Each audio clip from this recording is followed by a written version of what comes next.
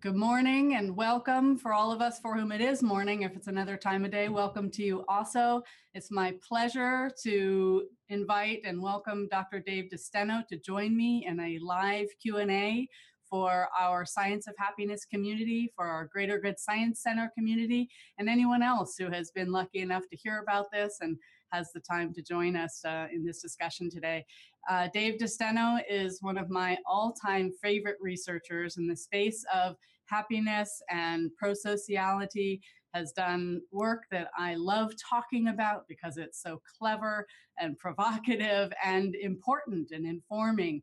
So Dave, I want to invite you to introduce yourself to our audience, to our community. Really let us know kind of what inspired you. How did you get to be one of these pioneering experts in the space of human well-being and how important kindness is and connection, social connections are to our well-being?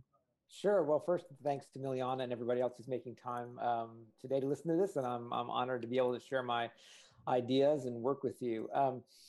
How did I get interested in it? So my graduate school advisor, I was always interested in what emotions do for people.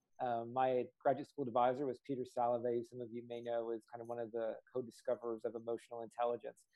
And for me, the idea about how our emotions shape what we think, what we see, how we want to interact with others has always been really interesting. But over time, you know, when I began, I studied kind of basic emotions, things like fear and anger.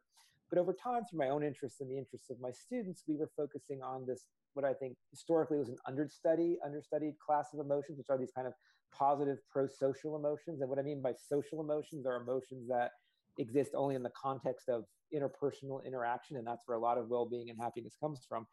So things like gratitude and compassion and pride and these types of positive, rewarding experiences, what do they do for us?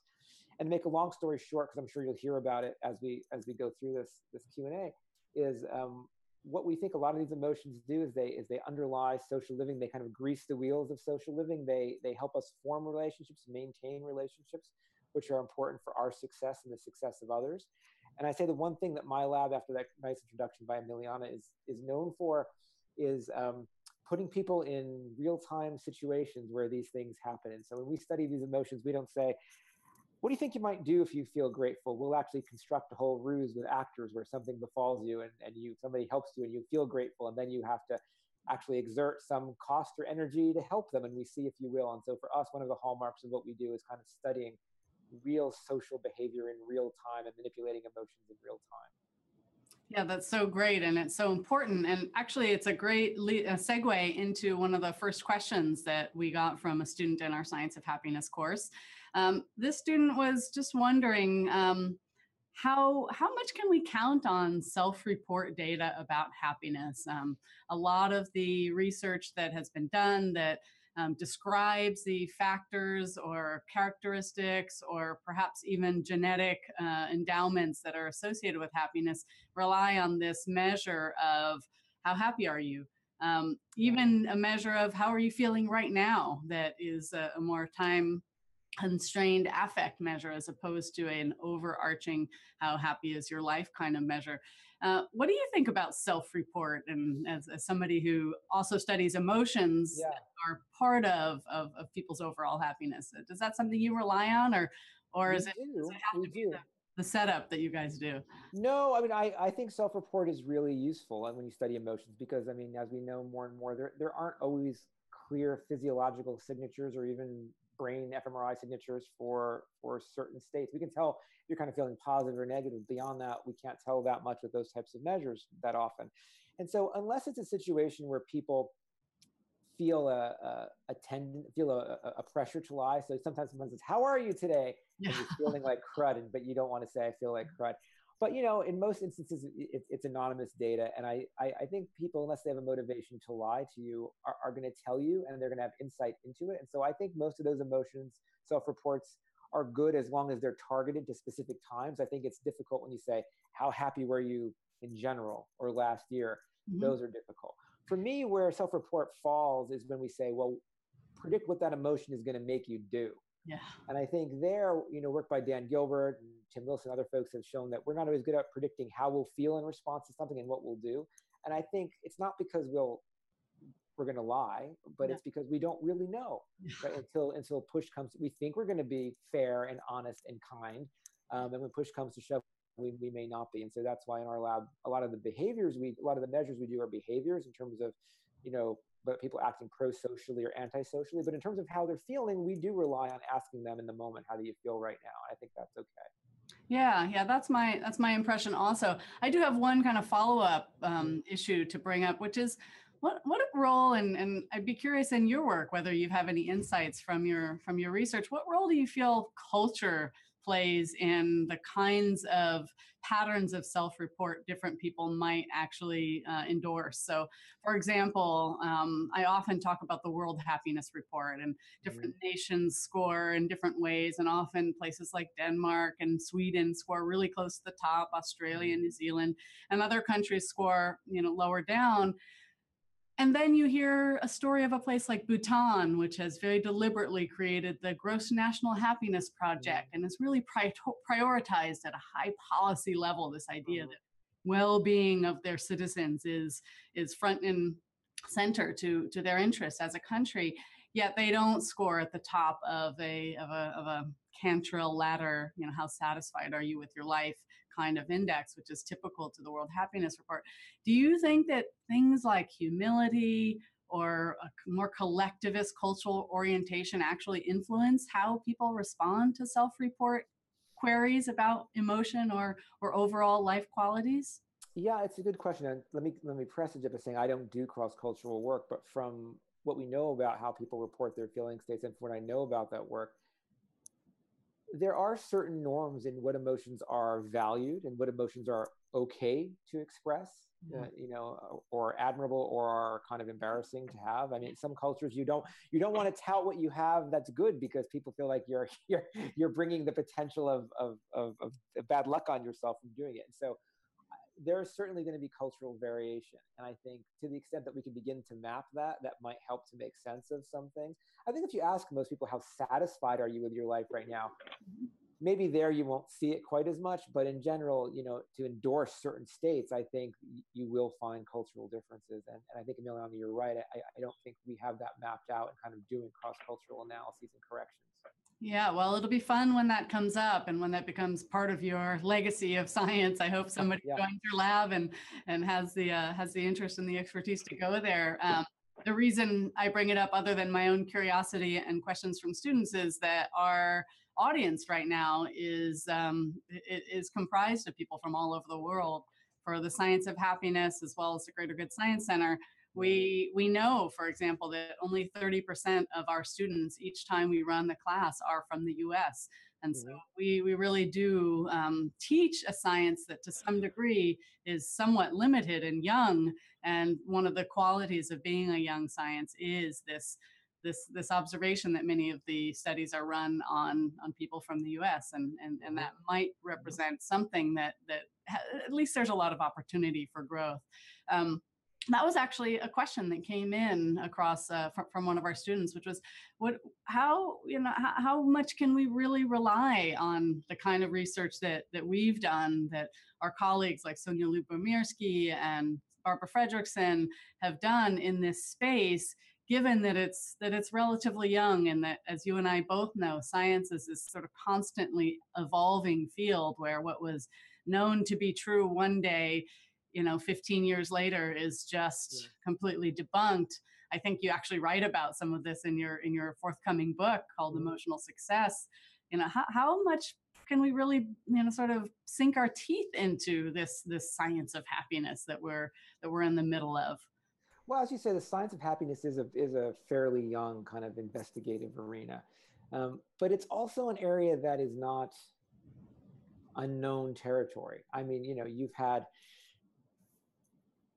centuries of philosophers or wisdom traditions or advice from grandmothers telling us about what matters and what makes us happy. And so in that sense, I don't think we're skating in an area where we don't know what's coming. And I think a lot of the work that's being done is good work. Is there going to be cultural bounds and variations to it? Yes. Are we going to find some certain claims that are going to be wrong? Yes. But I think in general, even in its early stages, the science of happiness has been very cumulative. That is, we have yet to find something that makes us say, forget it, everything we know is wrong. Yeah, yeah, thank goodness. Well, on that note, just drilling down into one of the ideas or concepts that comes up in discussions about happiness in different cultures is the idea of luck. So you and I both grew up in a time where at some point in our education, we were told that some of our experience and lived moments was a result of our upbringing, our experience, our childhoods, and in contrast, other aspects of who we are and how we feel was purely a function of our genes and our biological endowment. And now there's a space where lots of turnover has occurred, and we know deeply that in fact there's a much more nuanced interaction between a genetic affordance and a lived experience that begins well before a person actually arrives as a physical body in the world. So where I'm getting to is how much of our happiness is about aspects of our life that feel beyond our impact or our control or our purchase. How much of it is luck, and how important is it to really sort of notice or appreciate or perhaps be grateful for the luck that we felt in life? Does that feel like something that's important to well-being and even perhaps our success in the world?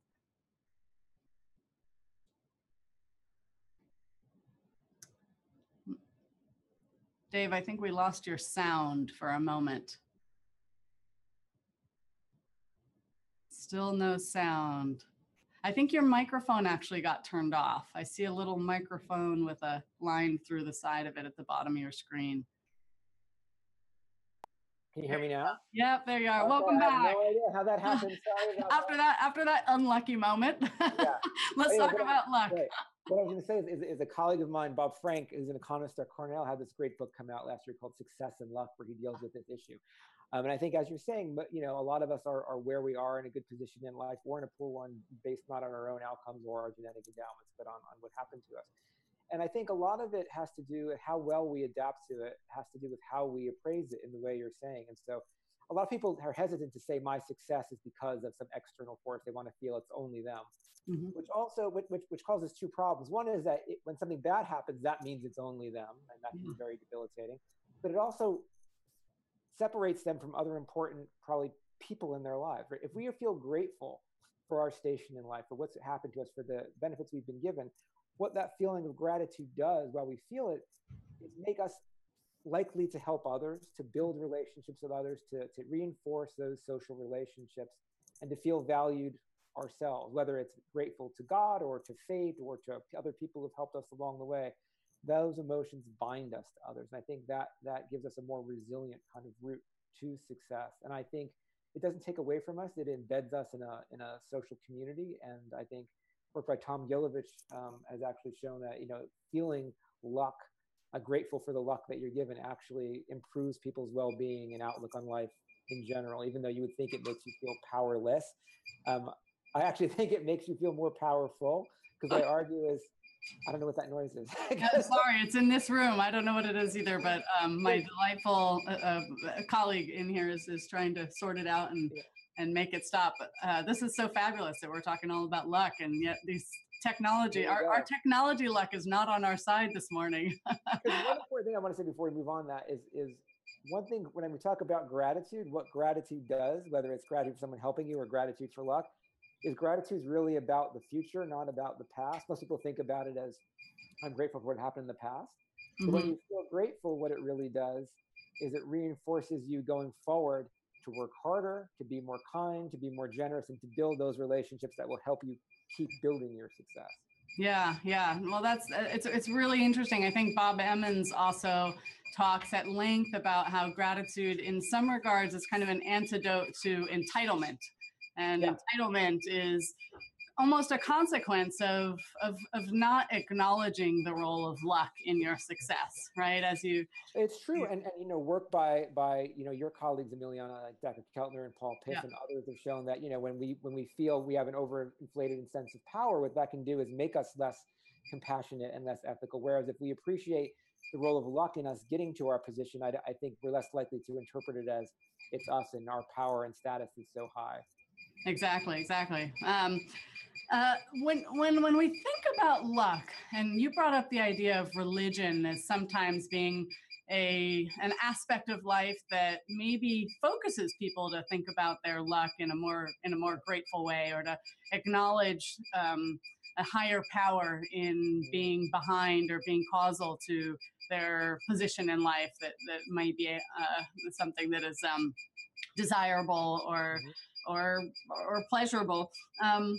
Do you think that religions or kind of certain spiritual orientations or traditions sometimes get in the way of a common humanistic view of luck, in the sense that if I'm lucky, it's because I'm kind of committed to my religion in a particular way, whereas someone who's less lucky is there because they haven't been as committed to their religion? You think sometimes ideologies, not just religion, but any sort of philosophical outlook on can kind of get in the way? And again, I'm sorry about the noise. Okay. They're running around next to me trying to figure out where it's coming from and how to stop it. That's okay. No, I think it's a good point. And I would say ideology in general, not just a religious one, but I think religion is a type of ideology. If you view things as kind of preordained, or if people are lucky because they're good people, then that can be a problem. I mean, it kind of in some ways reflects back on some of the work that you may have talked about. Carol Dweck's mindset work, right? That is, are things fixed or are things changeable? I think if you view that the ideology, whether it's just world ideology or strict kind of conservatism, that your station in life is only due to you, for the same reasons I said before, that can be problematic. It can feel good in some ways, but when things go wrong, that makes you doubt yourself. But it's also an isolating kind of ideology, and one where you view other people who aren't doing as well, they're less deserving, which is going to inhibit your wanting to reach out to them, to have compassion for them. And I think that weakens social bonds instead of strengthening them. Yeah. Dave, I had a request to put your mic a little closer. Some might want to hear you a little louder, especially since we have this competing sound that maybe is keeping everyone on the edge of their seats. Oh, yay! Alarm has ceased, and hopefully we'll commence with our conversation without that behind us. Apologize to everyone on for that noise. Who knows what it was, but it's done. So we've solved it, and we'll move on. I'm going to sort of switch gears a little bit and ask a question that's sort of related to what we've been talking about, factors that play a role in how we think about ourselves and how we think about other people, and ultimately that contribute to our sense of well-being or happiness in the world. One of the ideas that is central to your work and to what we teach in the course is that social connections are so important and predictive of people's overall happiness in life.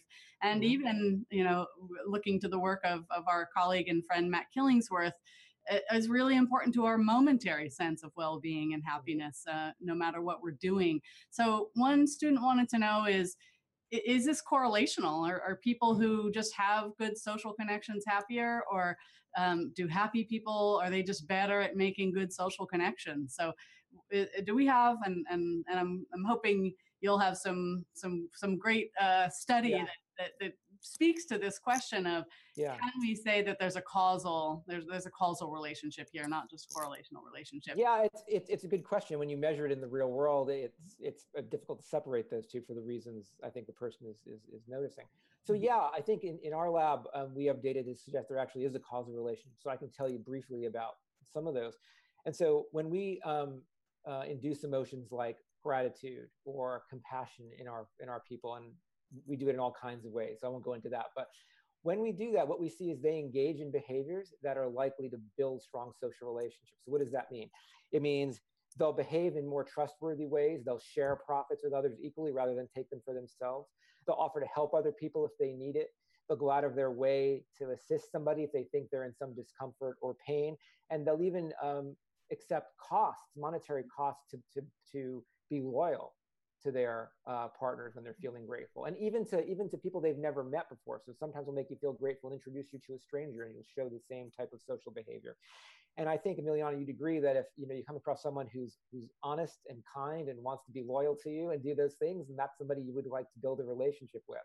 And so we haven't charted over long periods of time, but over short periods of time, feeling these emotions changes social behaviors in ways that make you a more attractive partner. And from what we can tell, work by Sarah Aljo and others, that it actually does build relationships over time.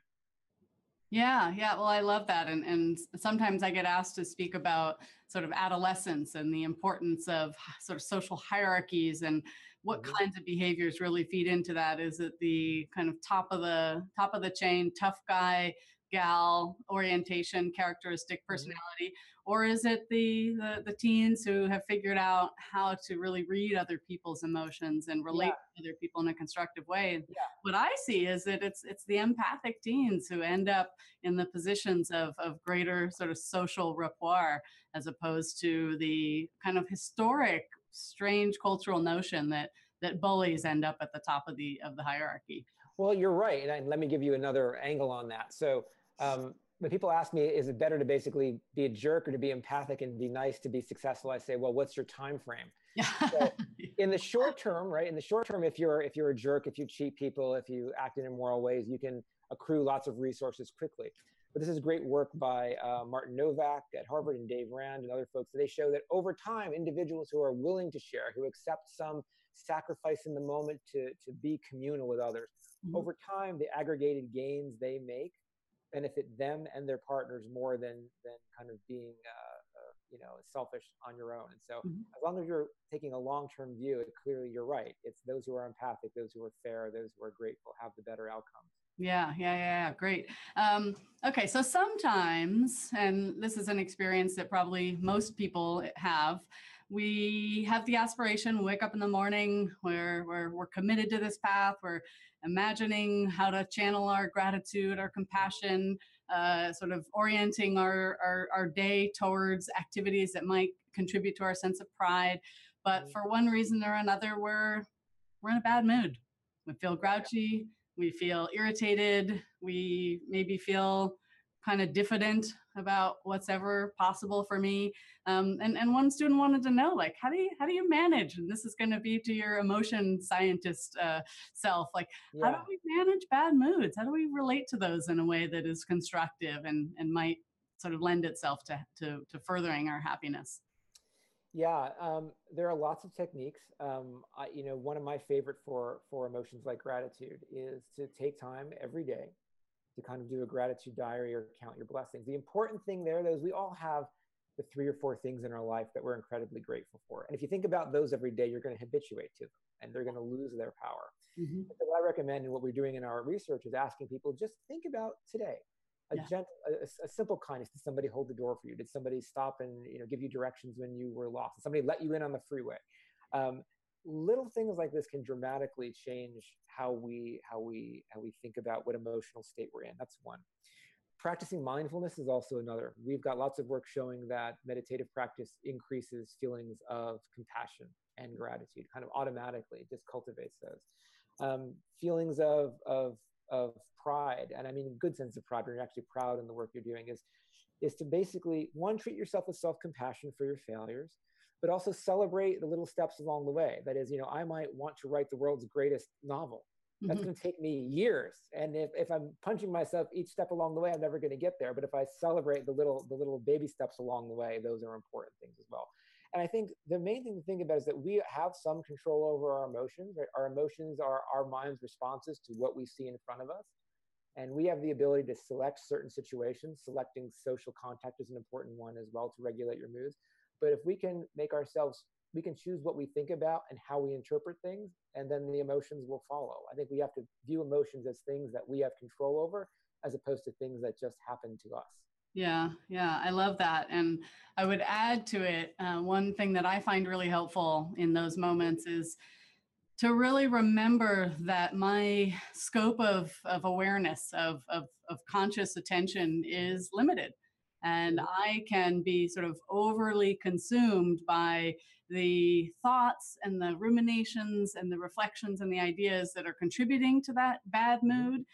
say I got a parking citation, and Mm-hmm. I can go on and on about how unfair it is and how frustrated I am and how ugly the system that makes that happen to me is, or knowing that I don't have to actually try to like find something else to overcome that, but instead, if I again think about an alternative aspect of my life that is uplifting and generous, it actually occupies my consciousness in a way that maybe can sort of move that negative thinking out of the center of my consciousness and get me out of this reflective process that's very internal, and instead into a space where I'm noticing exactly what's happening around me in that moment, in that day. And I love that you brought up really right now, what's happening right now in this day that you can be grateful for, rather than trying to set the expectation that every single day my gratitude for my spouse is going to be the thing that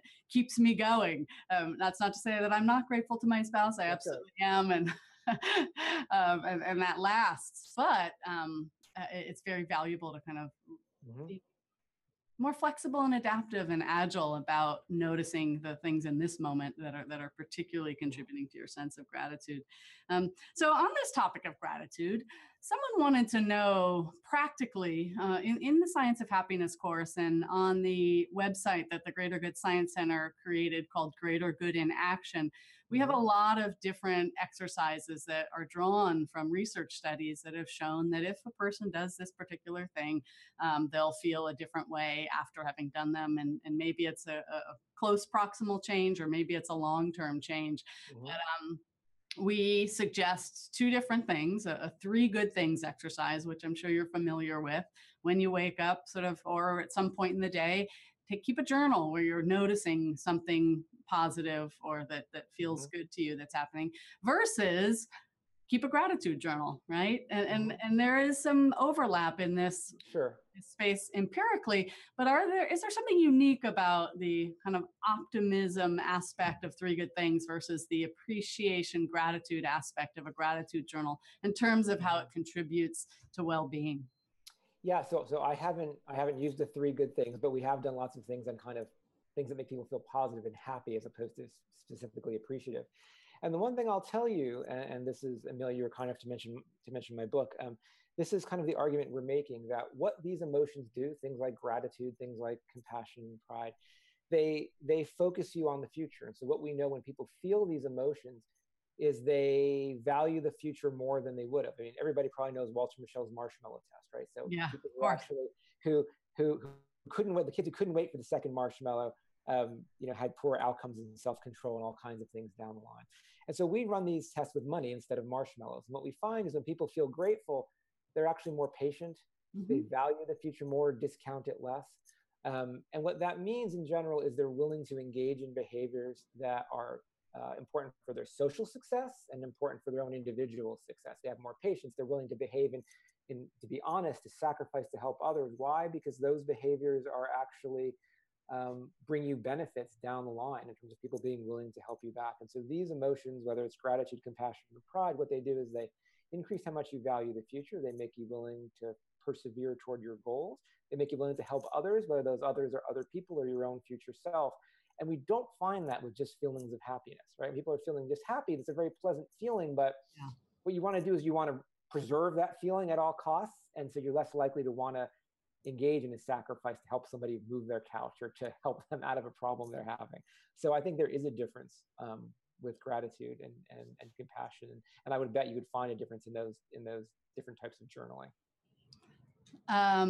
So I'm going to ask you to get a little deeper on that. And also, again, move your mic a little closer to your mouth. Well, sure, I've got this thing here. Yeah. Is that better if I hold it like that?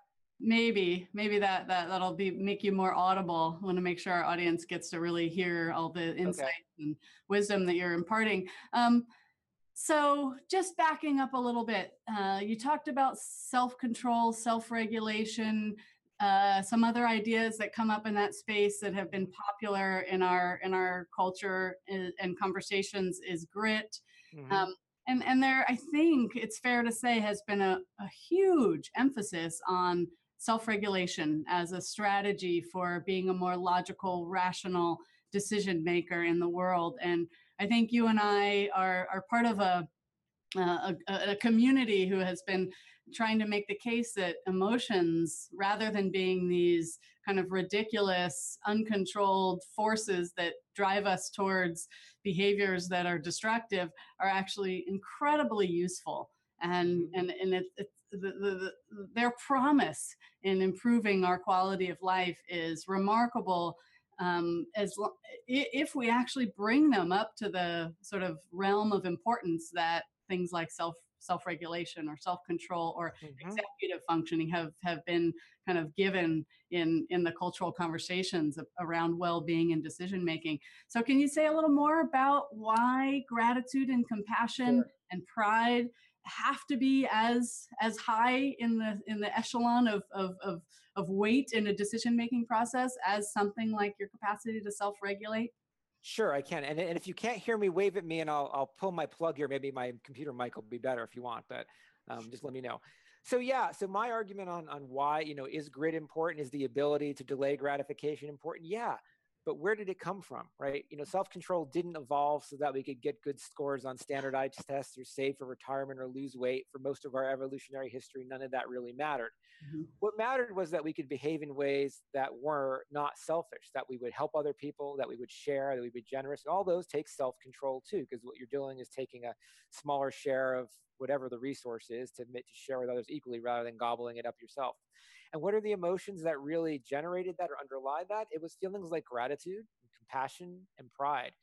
And so for us, when we've done a lot of work showing people feel these emotions, they will persevere longer on tasks, they'll work harder, they'll be more patient, they'll value the future more. And so I argue that it's a way to self-control from the bottom up, right? Relying on these emotional components that have solved these problems for millennia. Yeah. And they also have one other benefit. That is, while you're feeling grateful, yes, you're going to pursue your own goals and be more patient, but it also makes you act in pro-social ways that bind you to others. And so unlike kind of nose to the grindstone grit, where you can basically kind of remove yourself from a lot of social interaction, these emotions ensure that you have those. And what those do is they build a safety net. So one of the really interesting things about grit, which is highly correlated with conscientiousness, is those people do fail less because they work hard. But when they fail, the hit to their well-being is 120% more than the rest of us. And I think it's because they have all of their eggs in that one basket and they haven't cultivated those social relationships to catch them when they fall. And so I think using these emotions as a route to success, it lets you work on, to paraphrase David Brooks, it lets you work on both your resume virtues. Those are the ones that you need to get a job and get ahead, but also your eulogy ones, the ones that you want to be remembered for. And I think when we use these emotions to build success, we're working on both of those as opposed to only the career-oriented ones. I love that. Thank you. One person actually sent us a question in real time and they wanted to know, do your experimental subjects ever figure out what you're trying to do? So you said you elicit gratitude in the lab. Does anybody ever feel like, wait a minute, I know this isn't real, you're manipulating me? And what do you do in those cases? And how do they tend to behave differently than the people who just kind of go with the whole paradigm and actually have the experiences in an authentic way? So that happens about 5 to 10% of the time. I'll give you one example. One thing we do to evoke gratitude is we have people doing this task on the computer that's designed to be terribly awful and boring and onerous. And the computer breaks, and then somebody else comes over and says, oh, I'm pretty good with computers. Let me see if I can help you with that. So about 5% of the time, the person gets suspicious and realizes something weird is going on. And when that happens, we basically end the study because they're not going to feel grateful. Or what happens is sometimes they do something with the computer and fix it themselves before we can get there and pretend we're going to fix it. And so whenever we're doing these real-time inductions, stuff like that can happen. But we work really hard to make sure that for most people, most times it seems pretty normal. But when it does happen, those people are removed from the study because the illusion is gone and so is the emotion. It's a whole different experience, and you can't include it in the overall study or the averages or the statistics that you're running. There's a couple of questions that came in about focus, and distraction. having, it's a little bit related to what we've been talking about in the executive function, self-control, mindfulness realm. One of the cases that is, or one of the ideas that seems to be compelling a lot of popular discourse amongst scientists and thinkers and philosophers is what's mindfulness really doing, and is it overly focused on the kind of executive dimension, or are we really infusing it with the kind of compassionate or grateful or humanistic qualities that I think the traditions from which mindfulness is drawn? Are we doing that effectively? And if so, is there some different promise in terms of practicing mindfulness and our capacity to sort of maintain our focus on what's most important? I think we have been ignoring what I call that more social side, and not purposefully, just by historical accident. The psychologists who first started studying meditation tended to be neuroscientists. And so they were interested in what does it do for white versus gray matter or executive function or memory. But we've been working on exactly this question. Meditation, I mean, the Buddha apocryphally said, I teach one thing and one thing only, and that is the end of suffering.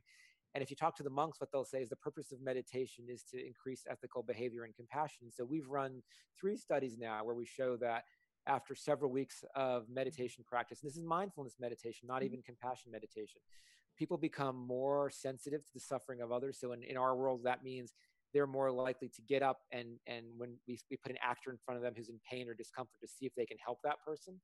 They're also less likely to aggress towards someone who's specifically trying to provoke them. And so I firmly believe that the science is catching up with the kind of wisdom tradition, in that mindfulness practice really is altering our compassionate behavior and our ethical behavior. And it does all those other wonderful things too. It's good for your blood pressure and it'll increase your creativity, but that's not the main purpose. So I'm glad we're seeing some work that is focused on its original purpose. And do you want to speak to the extent to which building a skill or practicing mindfulness has an impact on one's ability to maintain their focus on what's important? What comes to mind for me is the wildly provocative and, well, not necessarily provocative, but pioneering study that Cliff Sarin has spearheaded, where he has built basically a laboratory in the basement of a retreat center and brought people to be mindful for 3 months, to participate in a very extensive, very comprehensive mindfulness intervention,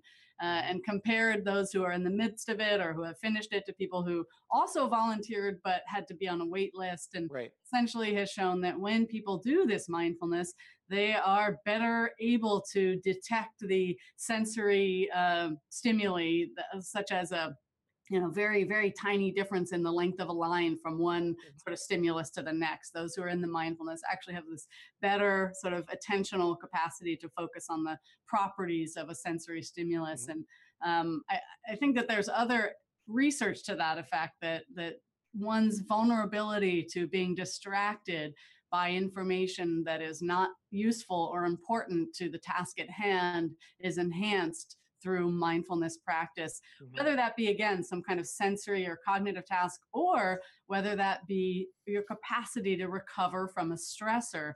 And research from Emory University's team looking at compassion, called cognitively based compassion training, has shown that when people engage in that kind of mindfulness, indeed, they are able to recover more elegantly and gracefully from a social stressor. So again, anything you would add about how mindfulness practice actually improves our capacity to focus on what we intend to be focused on?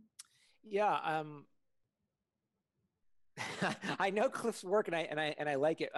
I think there's going to be a lot of mechanisms by which mindfulness works, and I think a lot of the kind of breaking down of the kind of automatic lenses and categorizations that we kind of put over our daily experience are going to come that way.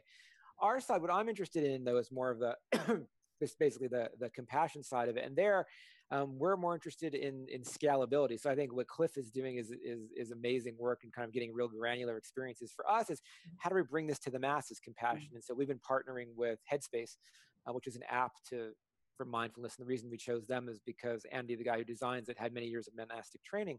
Mhm. And we've been able to show that the effects we get for increased compassion, sitting several weeks with a ordained lama, are slightly smaller, but still very similar using Headspace in the real world. And so I think the tendency to enhance compassion and empathy toward others comes very rapidly.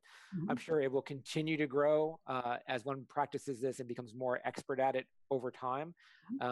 But as for the mechanisms of whether those mechanisms are involved in focus or involved because I'm seeing you as more similar to me or breaking down automatic racial categorizations or gender barriers, we just don't know. But I'm sure there's going to be multiple mechanisms by which mindfulness is going to exert a lot of important very useful findings. Yeah, thank you. This is a question that we get pretty much every time I run a live Q&A. It came over for me and Sonia Lubomirski. It's come over to me and Dacher. Came over to me and Iris Moss, to me and Bob Emmons.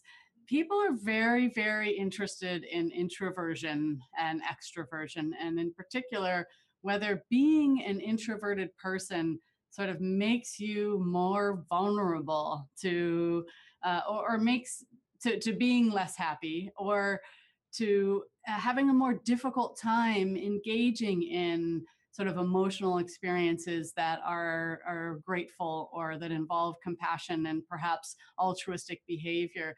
Is there kind of a special challenge that introverts face in pursuing happiness?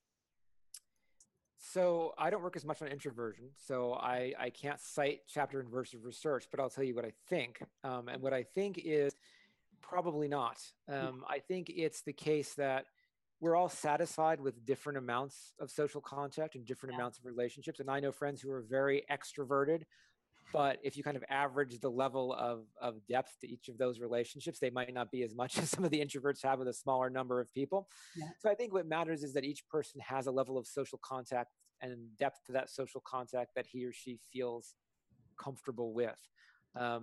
In large mass studies, might there be a little benefit for extroversions over introverts? Potentially. Yeah. But I would be surprised if it were a very strong relationship. Yeah. So what we find from our data, actually from students in this course, is that people who score higher on introversion are less, in less robust numbers, actually engage or report engaging in the kinds of happiness practices than the extroverts. It just might feel more challenging for them. But Sure. the impact that they report when they do engage of them in the practices is higher, is greater. So while it might come easier to the extrovert to perhaps go out and do random acts of kindness, right, to engage with a person whom they don't know, when introverts sort of decide, I'm just going to try it, and it doesn't, like you alluded to, it doesn't mean you have to engage with a stranger or someone who you don't have any reason to trust. Maybe it means, ratcheting up your tendency towards kindness towards the people that you already have deep and meaningful relationships with.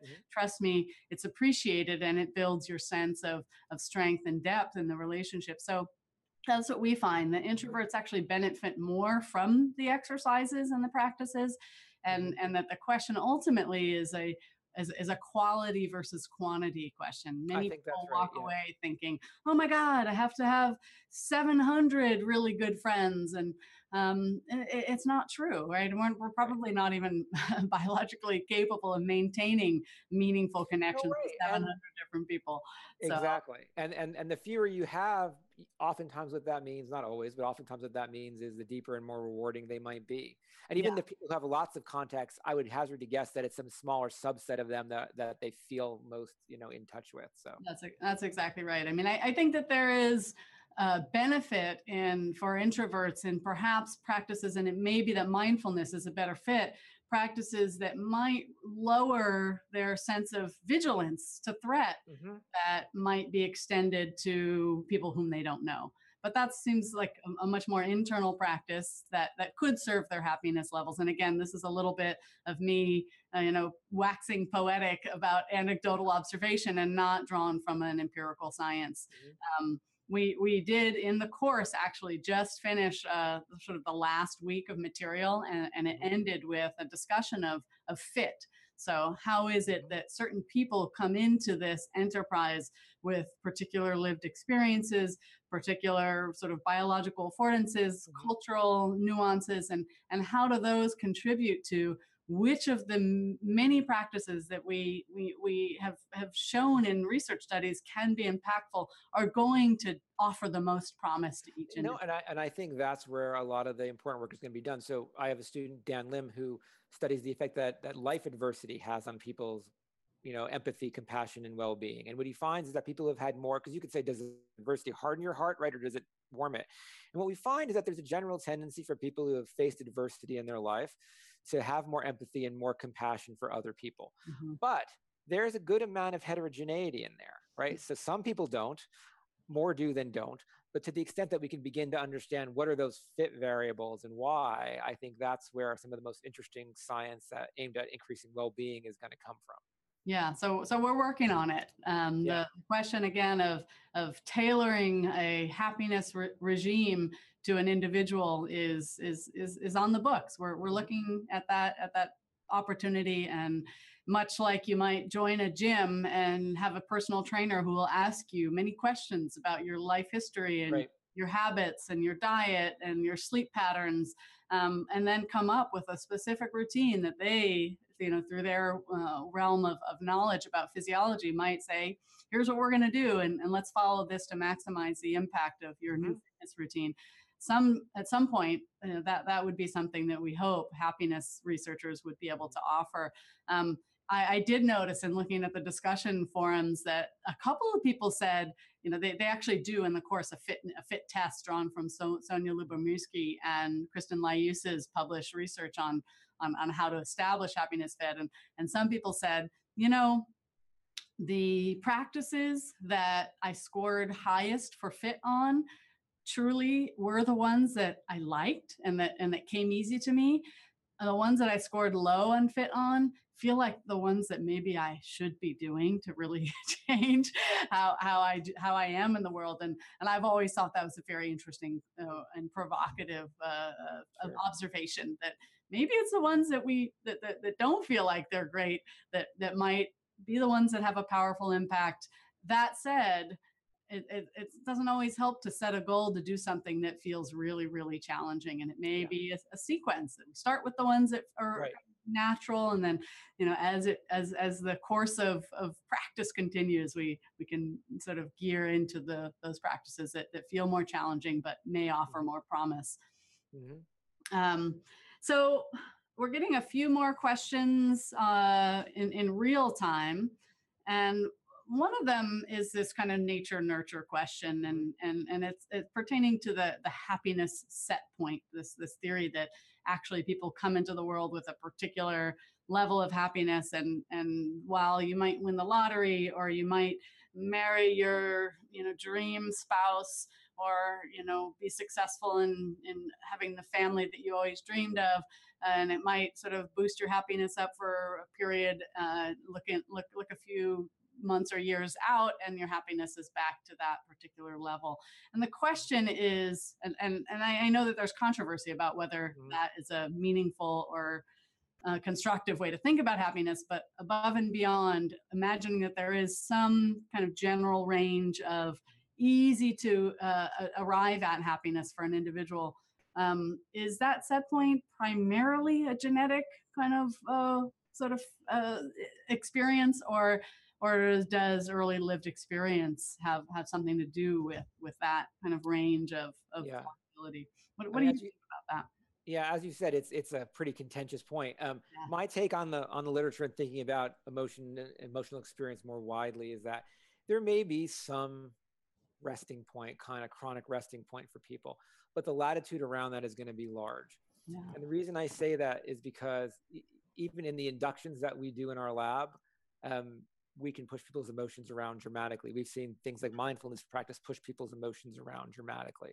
There's lots of work suggesting that, what we feel is largely, whether it's appraisal theory or a constructivist theory, what we feel is largely dictated by what we see in the world. And what we see in the world is not always veridical. We have some ability to kind of shape that.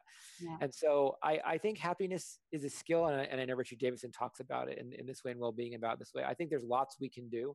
Might we be starting from different chronic points based on genetics or past experience? Sure. But I don't think that really limits us. And I think there's lots of techniques and skills out there that people can adopt. I'm sure many of which you've talked about here that can move it around. So if anybody's out there is worrying that they feel like they have a low set point, I would encourage you not to worry about that.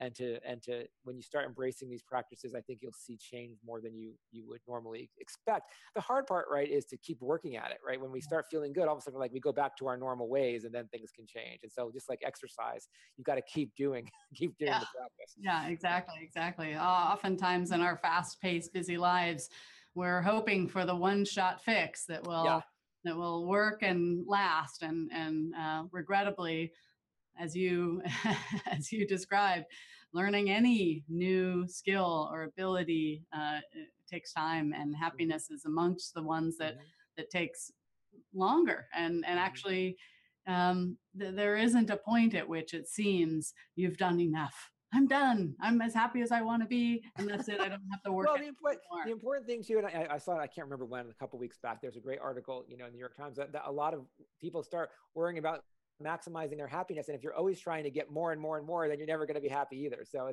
it's important to be able to feel comfortable at moderate levels too, and not assume something's wrong in your life. I mean, we're going to feel unhappy at times. And if we categorize it as something's wrong with me, I think that's another problem too. Yeah. We want to minimize those, but it's just part of life.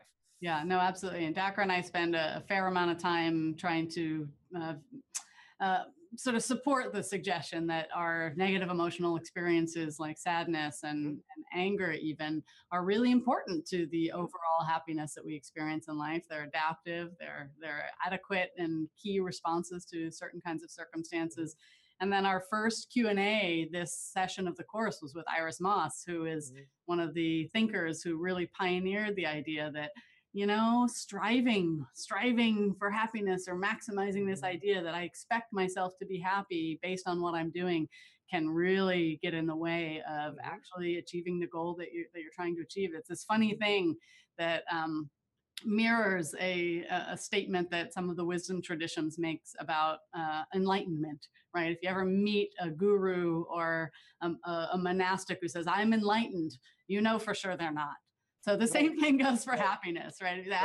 I'm the happiest that I could possibly be. For sure that's not really true.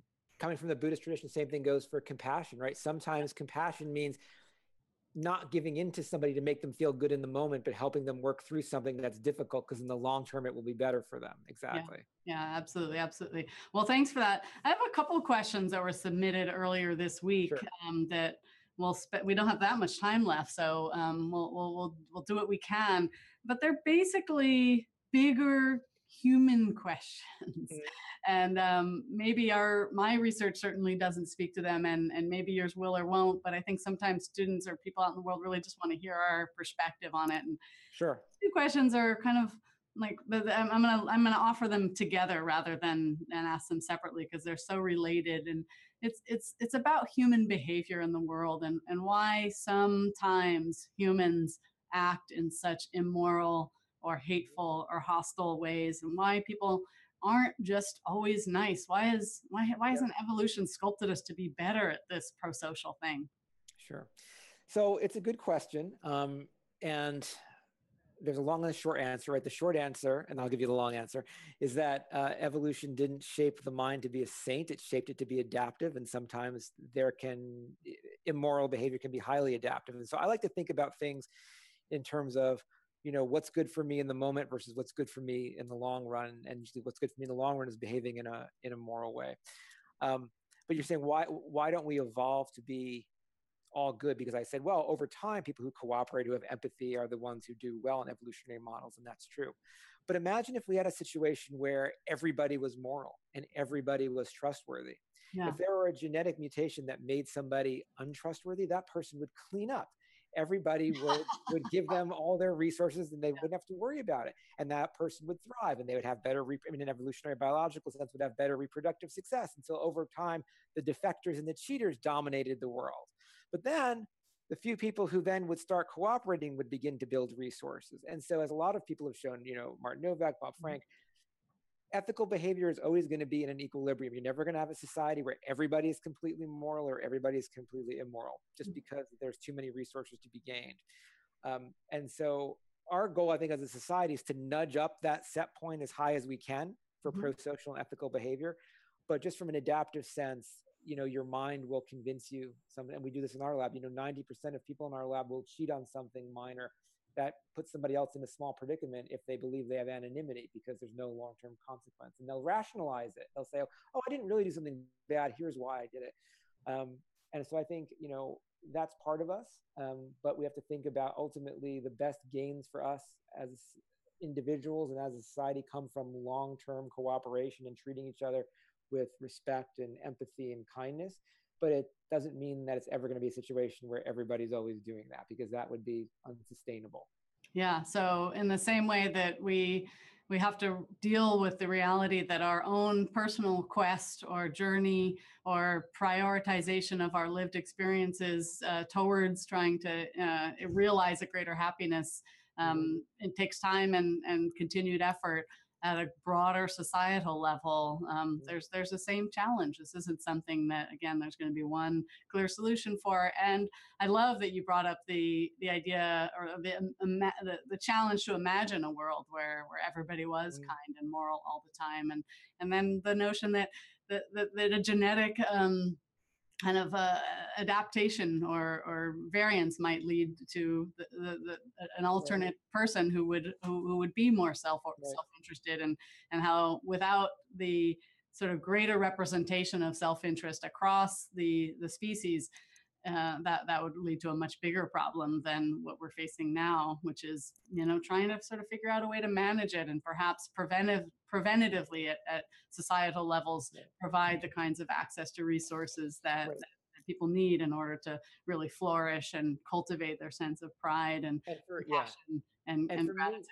One of the ways to do this at a societal level is what we're not doing, and that is teaching kids early on to kind of cultivate these emotions. Because the one thing we know when you cultivate gratitude or authentic sense of pride or compassion is it makes you more willing to be moral in all kinds of domains without having to think about it, right? It just changes it makes you value the future more, which makes you want to behave more honestly, behave more kind, sacrifice for yourself. And so rather than kind of just putting out norms like you should do this, I think if we actually, teach people to cultivate these emotions as part of their lives, it will benefit their ethical behavior, and by so doing their own individual success and society's success at large, because we'll have stronger, social networks. Yeah, and it sounds like you've got good evidence that those kind of emotional orientations are more effective than the top-down, rational, executive forces that might. Right, because we're not trying to fight a bad impulse to want something better in the moment. We're actually making ourselves value the future more, and so then it becomes easier to pursue it. So it's kind of an easier, more robust mechanism, than a competitive one. Yeah, sort of really trying to get at the problem and address the issue at a lower level rather than stick a Band-Aid over the top and say, let's hope this Band-Aid holds when we're going for a swim in the pool. Yeah. So, well, we're at 9:59. Dave, is there any sort of parting wisdom or advice or thoughts you want to share with our audience before we conclude? No parting advice. I just want to commend you for being part of this course. I think Emiliana is interviewing lots of experts, distilling lots of information to you on the science of happiness in a better way than I think any individual of us can do it. And so hopefully you'll take stuff from this course and make it part of your life. And I thank you for doing a service for that, because I think if there were more of these issues, I think hopefully we'd have happier people in the world. Well, I'm so honored, and it's a privilege for me to be the kind of messenger, and I want to offer my gratitude for the work that you do, Dave, because I, again, get to draw from all these wonderful studies and publications that people who like you are doing and explain them out in the world in this course, and it's such a treasure for the audience to actually get to hear from you instead of translated through me. And thank you so much for making the time to do this Q&A and to share your thoughts and empirical expertise with this community. Sure, happy and have a wonderful remainder of your day. And thank you for joining the Q&A, all the people out in the world. And to you also, have a wonderful day. It's Emiliana signing off.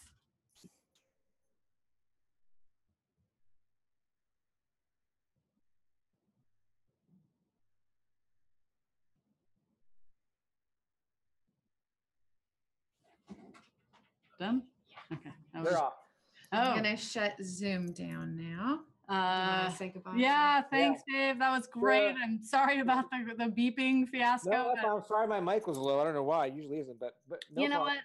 In a funny way, when tech problems happen, I always feel like it draws a certain compassion from our audience. You know,